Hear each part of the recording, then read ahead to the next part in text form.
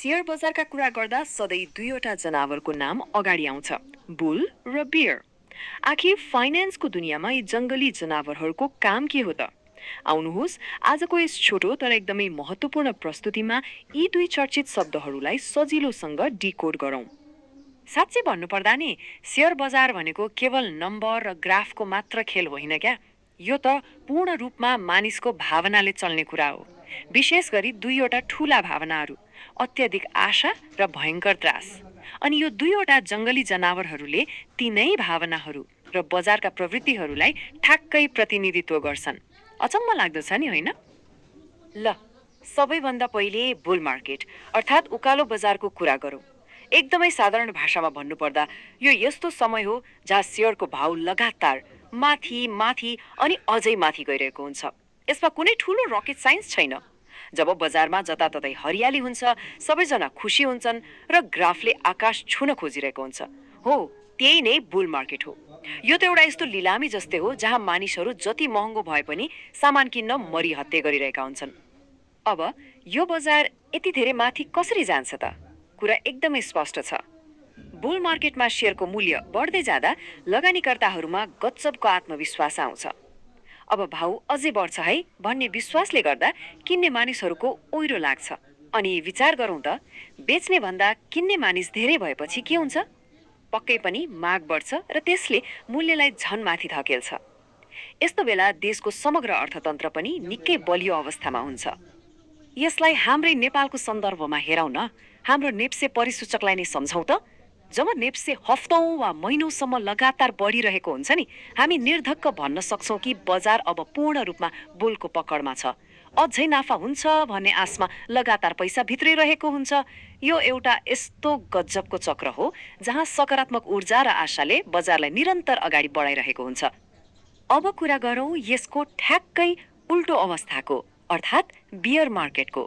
यसलाई ओह्रालो बजार पनि भनिन्छ। यो यस्तो समय हो जहाँ शेयरको भाउ लगातार ओह्रालो लागिरहेको हुन्छ। यहाँ अघिको जस्तो उत्साह हुँदैन, बरु अलिकति निराशा र भारीपन हुन्छ। बजार दिनौँ रातो देखिन थाल्छ। एक हिसाबले भन्दा यो एउटा क्लियरेन्स सेल जस्तै हो, जहाँ सबैजना जसरी हुन्छ आफ्नो शेयर बेचेर बाहिर निस्कन खोजिरहेका हुन्छन्। अनि यो घट्दो बजारमा त्रास कसरी फैलिन्छ भन्ने कुरा साँच्चै नै बुझ्न जरुरी छ। ओहो, अझै घाटा पो हुने हो कि भन्ने डरले धेरैलाई सताउँछ। अनि त्यही डरको कारण मानिसहरू आत्तिएर हतार हतार आफ्नो शेयर बेच्न थाल्छन्। किन्ने मानिस खासै हुँदैनन्, तर बेच्नेको लाइन लामो हुन्छ। आपूर्ति ह्वात्तै बढेपछि मूल्य झन तीव्र गतिमा खस्किन्छ।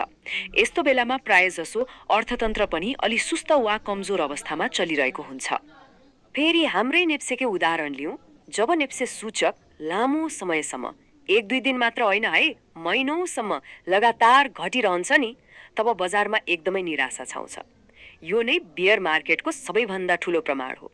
अझै भाउ घट्छ भन्ने डरले गर्दा बिक्रीको चाप निरन्तर आइरहन्छ। यो अवस्थालाई नकार्न सकिँदैन। यो विशुद्ध बियर मार्केटको पहिचान हो। अब यी सबै कुरालाई एकै ठाउँमा राखेर हेरौँ। एकातिर बुल मार्केट छ जहाँ ग्राफ उकालो लागेको छ, सबैको मुड फ्रेस र आशावादी छ अनि सबैजना किन्ने दाउमा छन्।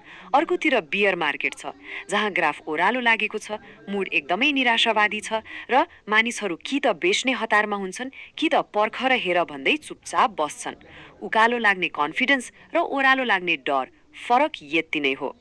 अझै पनि यी दुईवटा नाममा झुकिने सम्भावना छ भने एउटा गजबको आइडिया छ। यी जानवरहरूले प्राकृतिक रूपमा कसरी आक्रमण गर्छन् भन्ने सम्झनुस् त। एउटा बुल अर्थात् साँढेले हान्दाखेरि सबै आफ्नो सिङले तलबाट माथितिर उचाल्छ, होइन त? त्यसैले माथि जाने बजार बुल मार्केट। अनि बियर अर्थात् भालुले आक्रमण गर्दा आफ्नो पन्जाले माथिबाट तलतिर बजार्छ, त्यसैले तल जाने बजार बियर मार्केट। कति सजिलो छ नि होइन? ल, अब एउटा साँच्चै नै महत्त्वपूर्ण प्रो टिपको कुरा गरौँ। चतुर र रणनीतिक लगानीकर्ताहरूले नि आम मानिसले भन्दा ठ्याक्कै उल्टो काम गर्छन्। जब बियर मार्केटमा चारैतिर त्रास हुन्छ र भाउ एकदमै सस्तो हुन्छ, उनीहरू अवसर मानेर खुरुखुरु किन्छन्। अनि पछि जब बुल मार्केट आउँछ, सबैजना हौसिएर किन्न थाल्छन् र भाउ उच्च बिन्दुमा पुग्छ, तब उनीहरू त्यही सेयर महँगोमा बेचेर मज्जाले नाफा कमाउँछन्। बजारको मनोविज्ञानलाई आफ्नो फाइदामा बदल्ने योभन्दा प्रभावकारी रणनीति अरू केही हुनै सक्दैन। बजार सधैँ एउटै बाटोमा हिँड्दैन। कहिले उकालो त कहिले ओह्रालो। तर आजको यो प्रस्तुति टुङ्ग्याउनु अघि सोच्नै पर्ने एउटा गम्भीर प्रश्न छ।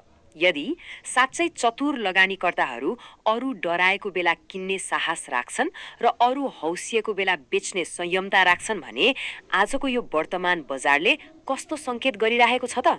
के अहिलेको अवस्था त्रासको हो या अधिक उत्साहको?